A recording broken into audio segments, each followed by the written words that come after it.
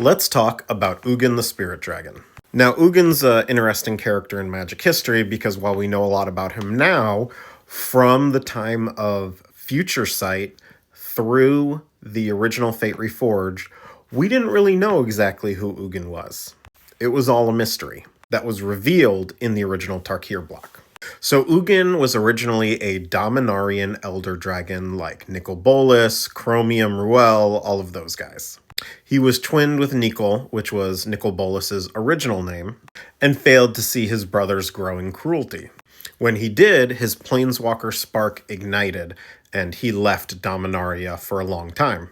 In the meantime, Nicol Bolas waged war against his fellow elder dragons, reducing the population to a mere handful.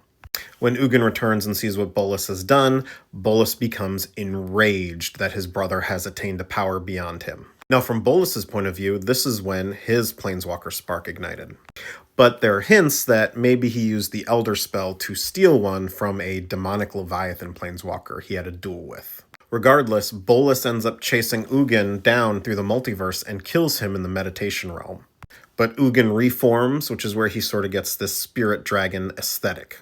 The Meditation Realm can do that kind of thing. About 6,000 years ago, Ugin was studying the Eldrazi when he meets Sorin and Nahiri.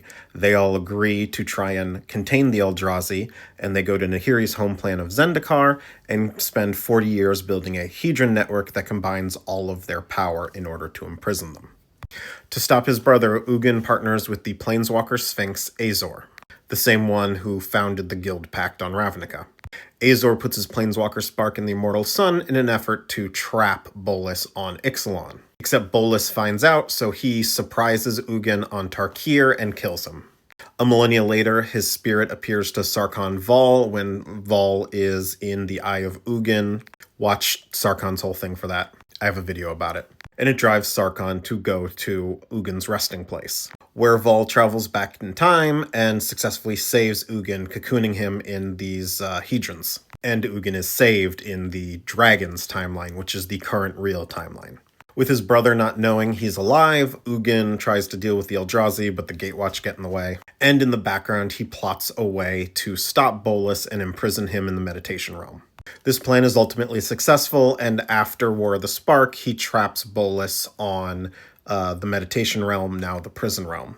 And this works for years until the Omen Path era and the Tarkir Dragonstorm story.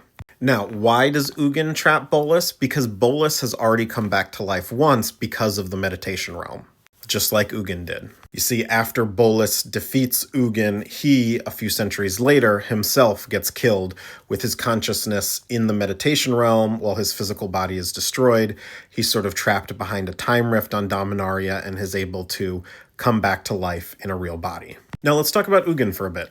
While he's originally from Dominaria, he considers Tarkir his home plane.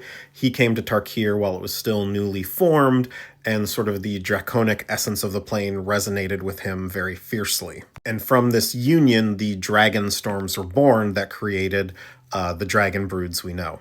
In order to keep a balance between the dragons and the humanoids so that one didn't overwhelm the other, Ugin granted some magics to the different clans.